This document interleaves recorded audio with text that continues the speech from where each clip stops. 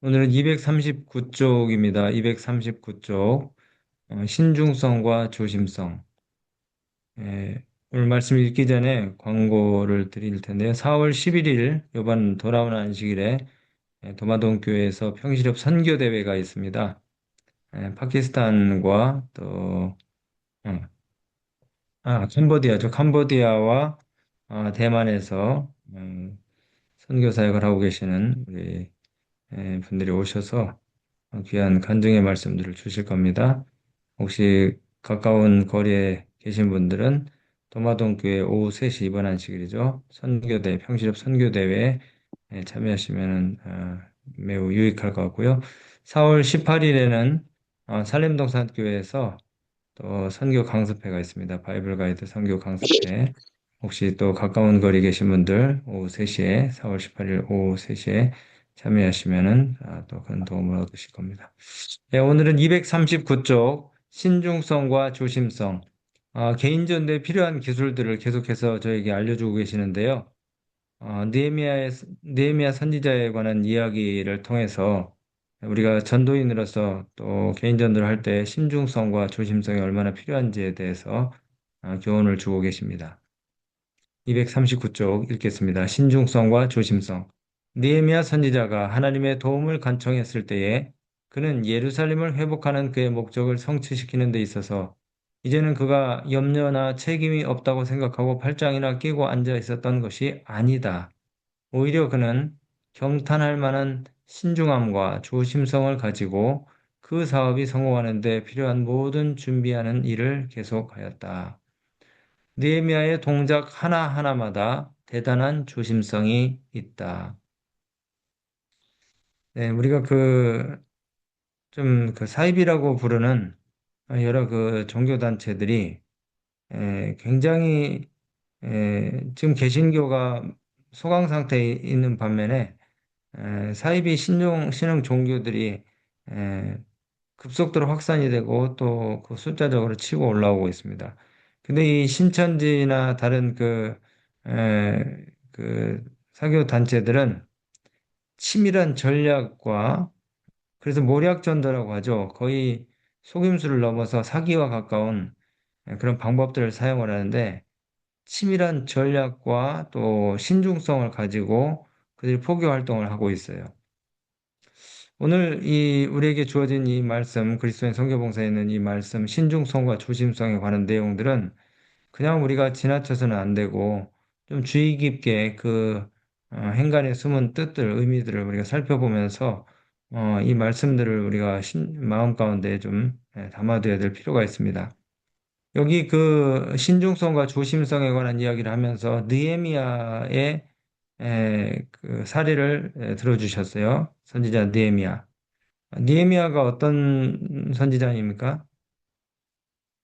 니에미아는 기원전 445년, 그러니까 지금부터 한 2500년 전이죠. 페르시아 제국이 유대를 속국으로 그렇게 삼았던 그런 시대입니다. 아닥사스다 왕, 그, 이제 그 역사책에는 알탁셀크스라고 그렇게 표현하고 있는데 성경에는 아닥사스다 왕이에요. 이 아닥사스다 페르시아 왕인데 아닥사스다 왕의 허락을 받아서 이제 유대 지방의 자기 고향 나라죠. 고국이죠. 유대 지방의 총독으로 느헤미야가 이제 보냄을 받게 됩니다. 예, 다시 말씀드리지만은 당시에 이스라엘 유대 나라는 페르시아 제국의 속주였어요. 우리가 마치 일제 압제하에 있었던 것처럼요. 그래서 느헤미야가 유대 지방의 총독으로 이제 부임을 해서 가게 됩니다. 원래 이 느헤미야는 페르시아 왕 아닥사스다 1세의 술관원이었어요.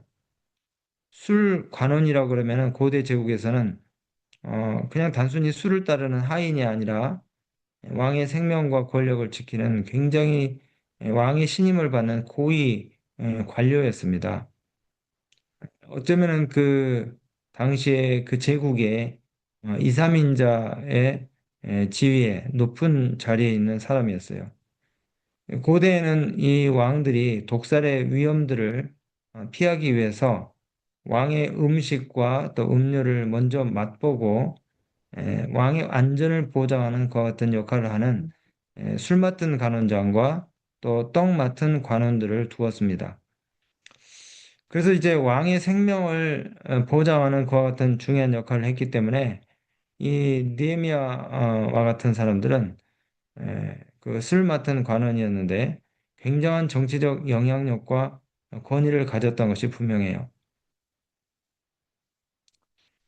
이 왕의 그 생명을 보장하는 그런 높은 지위를 가진 사람이었기 때문에 당연히 느헤미야는 경제적으로도 넉넉했을 뿐만이 아니라 또 정치적인 영향력도 굉장히 발휘할 수 있었던 사람이었던 것 같아요. 왜냐하면 왕과 매일 접촉하고 또 왕의 음식을 대령을 했기 때문에 은밀한 대화를 왕과 충분히 나눌 수 있었던 그리고 왕의 그 국사를 위해서 조언자 역할도 했기 때문에 이 페르시아 제국의 정책에 간접적인 영향도 끼쳤을 그런 아주 중요한 인물이었어요. 이집트나 아시리아나 페르시아 그 고대 여러 제국들에서 이 술 맡은 관원은 정말 그 왕권을 상징하는 최고의 직책으로 그렇게 역사책에도 기록이 되고 있습니다. 이런 그 느헤미야가 고위직에 머물면서 편하게 살 수도 있었지만은 왕의 허락을 받아서 자기 고국의 어려운 형편들을 돌보기 위해 이제 유다의 총독으로 임명이 돼서 예루살렘으로 돌아오게 됩니다. 그리고 52일 만에 성벽을 완성하는 대과업을 이루게 되는데요. 특별히 그 외적의 위협으로부터 공동체를 보호하고 성벽을 완벽하게 재건하는 일을 이 느헤미야 선지자가 했어요.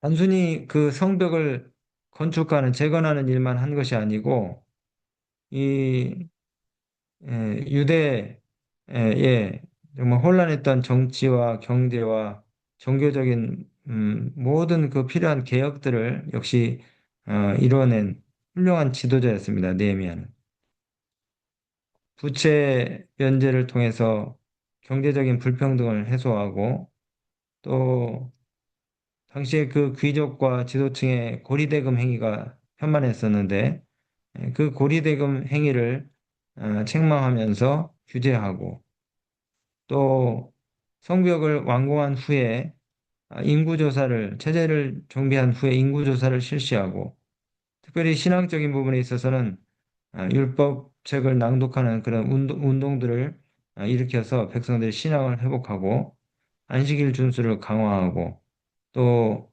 이방 사람들과의 통혼을 금지하고 어, 이렇게 그 신앙 공동체로서의 정체성을 갖다 회복하고 확립하는 일에 이 느헤미야가 큰 기여를 했습니다. 그러니까 한마디로 말하면은 느헤미야는 정말 동족들을 사랑하고 애국심이 투철하고 또 행정력과 책임감이 뛰어났고 특별히 청렴결백했어요. 신앙적인 지도력을 갖춘 큰 인물이었습니다. 여기 이 그리스도인 선교봉사에는 짧게 이렇게 느헤미야에 대해서 이야기하고 있습니다. 이 거룩한 선지자 느헤미야의 모본은 모든 하나님의 백성들에게 그들이 믿음으로 기도할 뿐 아니라 부지런하고 신실하게 일해야 하는 교훈이 되어야 한다. 그 다음 문장이 아주 중요합니다. 신중성, 조심성, 인내성을 신앙과 동떨어진 것으로 생각하므로 얼마나 많은 어려움을 당하게 되며 우리를 위한 하나님의 사업이 얼마나 자주 방해를 받게 되는가. 예.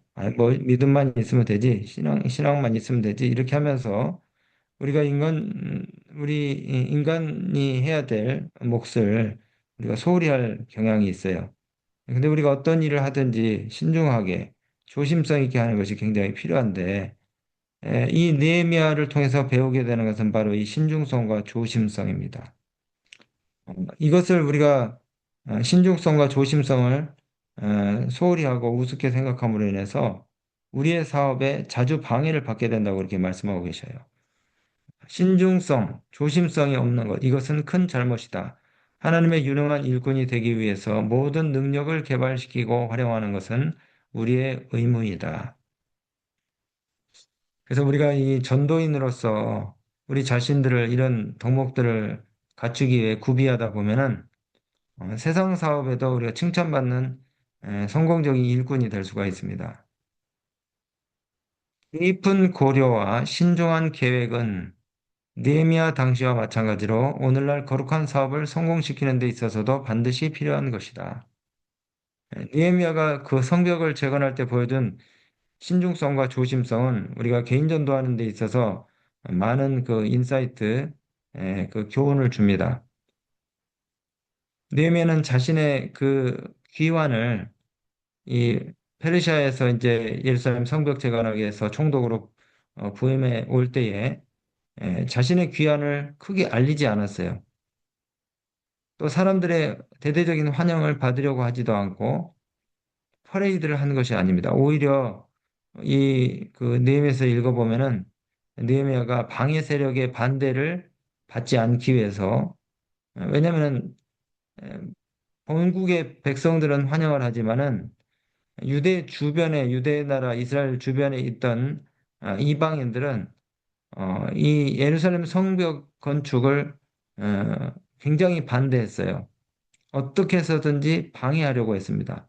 그렇기 때문에 그 방해를 최소화하기 위해서 느헤미야가 굉장히 신중하게 섣부른 과시보다는 상황을 파악하기 위해서 새벽부터 밤 늦게까지 혼자서 나귀를 타고 폐허가 된 그 예루살렘 성 주변을 에, 어, 관찰했어요.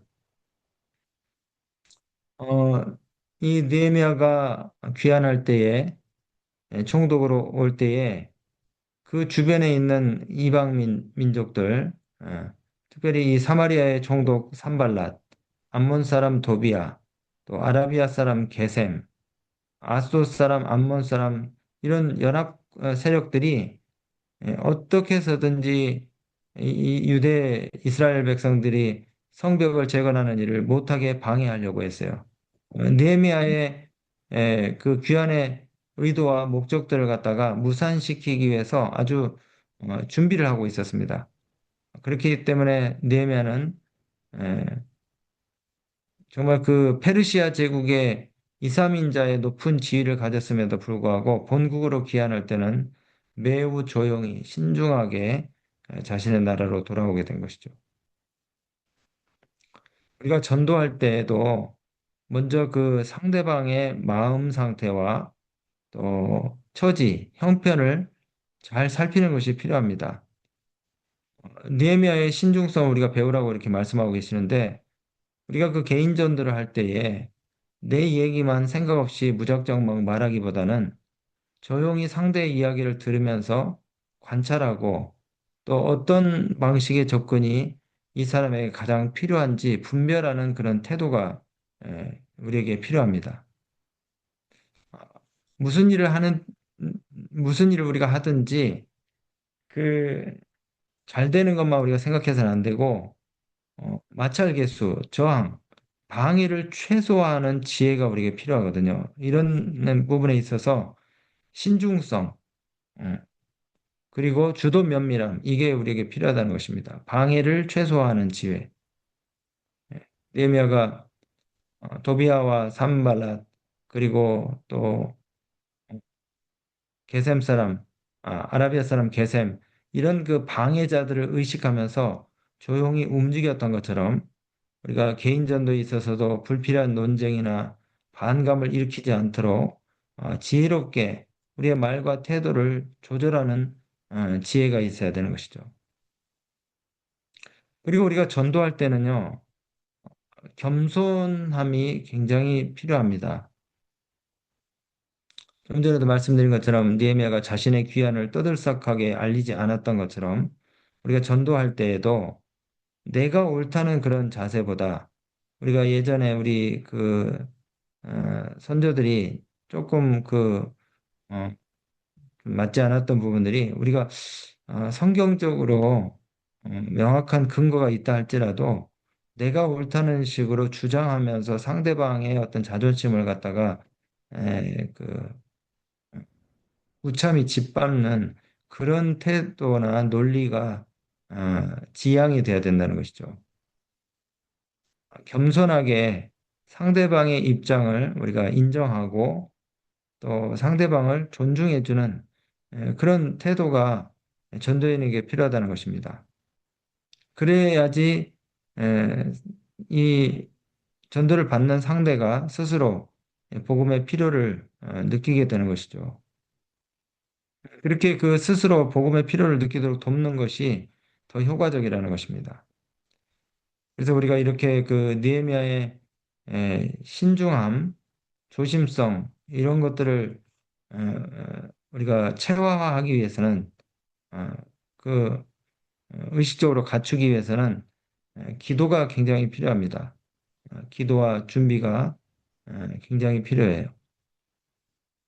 느헤미야는 그 행동하기 전에 늘 하나님께 묻고 또 마음으로 준비했습니다. 우리의 그 전도 역시 우리 개인 전도 역시 준비 없이 쏟아내는 말보다 기도와 묵상으로 마음을 다듬은 후에 나가는 것이 오히려 큰 그 효과를 발휘하게 된다는 것이죠. 우리가 실제 전도 상황에서 가장 어려움을 느끼는 부분이 그거예요. 내가 이 순간에 어떤 말을 꺼내야 할까? 또 어느 부분에서 상대방의 이야기를 듣다가 어, 내가 전도하고 싶은 말을 할까?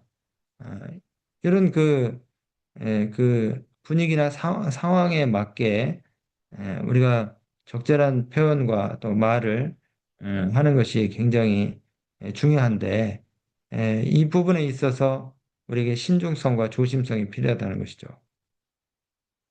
그래서 이제 우리가 이 바이블 가이드 그 전도 개인 전도 사역을 하기 위해서 이미 그 동조연합회에서는 상당히 많은 그 매뉴얼과 또 자료들을 이제 축적하고 만들어 내고 있는데요. 우리가 그 이제 바이블 가이드 개인 전도를 할 때에 말씀의 향기죠. 오늘의 신앙 이 책자를 전달하기 전에 상대방의 마음을 여는 여러 가지 그 질문들을 우리가 이제 활용하면 참 좋습니다. 그래서 우리 그 바이블 가이드 성경 강습회 때 오시면은 상대방의 마음을 여는 1,000가지 질문이 있어요. 상대방의 마음을 여는 1,000가지 질문. 나는 좀 성격이 내향적이고 또 소심하고 또 말주변이 없어서 내가 전도하기가 좀 어렵다. 그렇게 이제 말씀하시는 분들을 위해서 상대방의 마음을 여는 1,000가지 질문을 준비해 놓았습니다.